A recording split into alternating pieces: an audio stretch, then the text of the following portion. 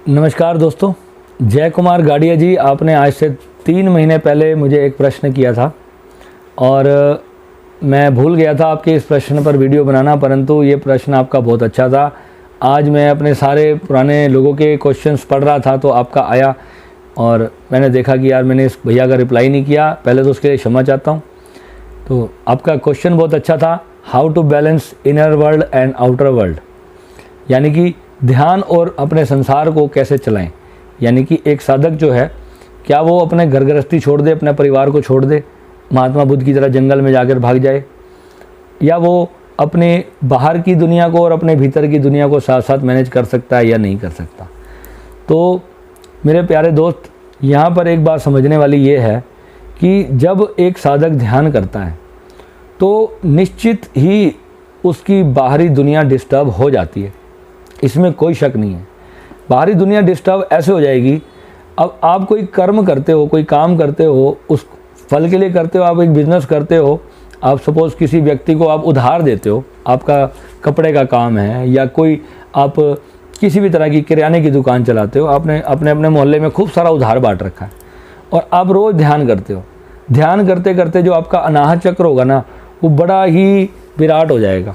अनाहत चक्र बढ़ने की वजह से अब कोई व्यक्ति आप उसके पास अपनी पेमेंट मांगने जाओगे और उस व्यक्ति को कहोगे भाई साहब मेरी पेमेंट ड्यू हो गई है, मुझे मेरी पेमेंट दे दो, और वो व्यक्ति उसके पास सब कुछ है और वो आपको ये कहता है कि भैया मैं तो नहीं देता, अभी मेरे पास है नहीं, मैं आपको 2 साल बाद दूंगा, तो आपको गुस्सा नहीं आएगा।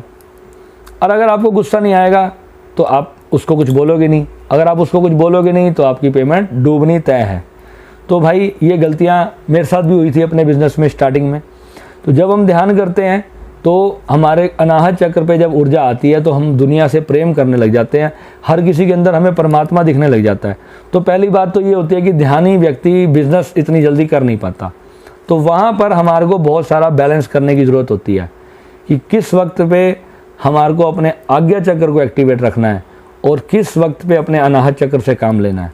ये 2 ऐसे चक्र हैं जिसके अंदर हम अपने आप को संभाल सकते हैं। अगर हमारी ऊर्जा ज़्यादा ही हमारे हार्ट सेंटर पे आ गई है तो उस वक्त हम अपने बिज़नेस को पूरी तरह से डिस्ट्रॉय कर लेंगे। ध्यान रखना इस बात को, बिज़नेस को भी और रिलेशनशिप्स को भी, यानी कि जो भी आपके जीवन में आएगा वो आपका फ़ायदा ही उठाता चला जाएगा और आप कुछ नहीं कर पाओगे, क्योंकि आपको क्षमा भाव आपके अंदर इतना ज़्यादा आ जाएगा। फिर आप कहोगे यार अंत में तो यार मैं तो बिल्कुल ही खाली हो गया, तो मेरे को सब कुछ लूट के ले गया, मेरे तो जीवन खराब हो गया, तो उसका क्या फ़ायदा हुआ। परंतु जो कोई, अगर आप अपने गुरु के पास जाओगे तो गुरु कहेगा कोई बात नहीं, तेरे को परमात्मा और देगा। परमात्मा और देता भी है, इसमें कोई शक नहीं है, परंतु फिर भी मैं ये कहूँगा दोस्तों कि यहाँ पर जो है अपने आप को बैलेंस रखना बहुत ज़्यादा ज़रूरी है, क्योंकि आज की दुनिया में परमात्मा जब देगा वो तब देगा, पर आपका तो आज लुट गया ना। तो आज अगर एक व्यक्ति कॉन्टीन्यूअसली आपके साथ गलत पे गलत किए जा रहा है तो आप वहाँ पर उसके साथ क्या करोगे। तो वहाँ पर कुछ ना कुछ तो आपको भी अपना अग्निबाण चलाना पड़ेगा, ताकि जो है वो व्यक्ति आपके साथ गलत और ना कर पाए। जितना उसने कर दिया सो कर दिया, वहाँ पर आपको अपने आगे चक्र से काम लेना ही पड़ेगा। फिर आपकी चेतना हार्ट सेंटर पे जाएगी, क्योंकि रीज़न क्या है, जब भी आप ध्यान करोगे दुनिया से प्रेम आपको होगा ही होगा। ये ध्यान का पहला रूल है, जब भी आप ध्यान में उतरते चले जाओगे दुनिया से प्रेम आपको होगा, दुनिया को आपसे भी होगा। परंतु कुछ जालिम लोग इस दुनिया में हमेशा होते हैं जिनके लिए आप केवल एक फ़ायदा हो या एक नुकसान हो। तो ऐसे लोगों से आप कैसे बचोगे। तो ऐसे लोगों के लिए ही हमारे को आज्ञा चक्र से काम लेना पड़ता है। इसलिए यहाँ पर बैलेंस एक हमारे को आना चाहिए, और बैलेंस ऊर्जा को किस तरीके से रखना है यही हम सारी चीज़ें अपने कोर्स वगैरह में सिखाते हैं। इसके लिए आपका स्वागत है, आप जब मर्जी आप जुड़ सकते हैं दोस्तों, ठीक है। और इस वीडियो को आप लाइक कमेंट शेयर ज़रूर करें, ताकि किसी न किसी का भला हो सके और वो इस चीज़ को समझ सके। हमारे जितने भी चक्र होते हैं हमारी बॉडी के अंदर, हर चक्र का कोई ना कोई काम होता है, हर चक्र से हमारे जीवन पे बड़ा प्रभाव पड़ता है।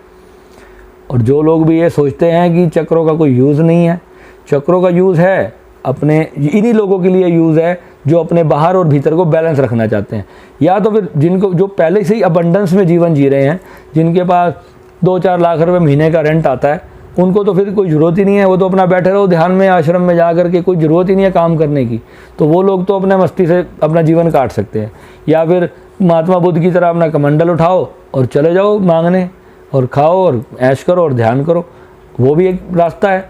अब इतने लाखों लोग हैं जो भारत में सनातन में जो है चले जाते हैं, नागा साधु बन जाते हैं। इतने पढ़े लिखे आपको मैं मिलवा दूंगा जिन्होंने M.Com ग्रेजुएशन ना जाने PhD क्या क्या कर रखा है, और वो नागा साधु हैं, अघोरी बन चुके हैं।